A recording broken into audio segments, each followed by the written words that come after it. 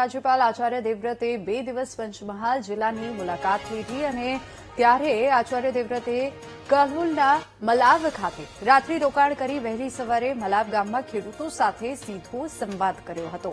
રાજ્યપાલે ખેડૂતોને પ્રાકૃતિક ખેતી કરવા આહવાન કર્યું હતું અને પ્રધાનમંત્રી નરેન્દ્ર મોદીના પ્રાકૃતિક ખેતી અભિયાનને વેગવંતું બનાવવા માટે તેઓ રાજ્યભરના પ્રવાસ કરી રહ્યા છે અને ખેડૂતોને પ્રાકૃતિક ખેતી કરવા પ્રોત્સાહન આપી રહ્યા છે।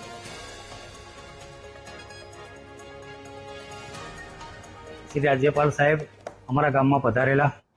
ગઈકાલે રાત્રે આવીને ગામમાં બધા ખેડૂતોને સંબોધન કર્યું હતું।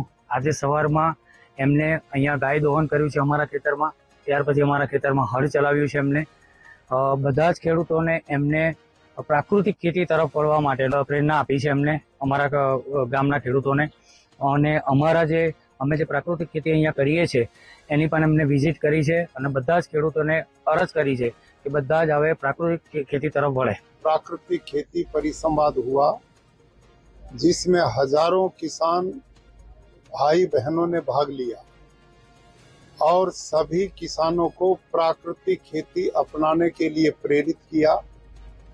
भारत के यशस्वी प्रधानमंत्री श्रीमान नरेंद्र मोदी जी पूरे देश के किसानों को आह्वान कर चुके हैं कि प्राकृतिक खेती ही वो रास्ता है जिससे हमारी धरती माँ का स्वास्थ्य भी बचेगा और पर्यावरण भी बचेगा, पानी भी बचेगा और लोगों का स्वास्थ्य में भी अनुकूल प्रभाव पड़ेगा।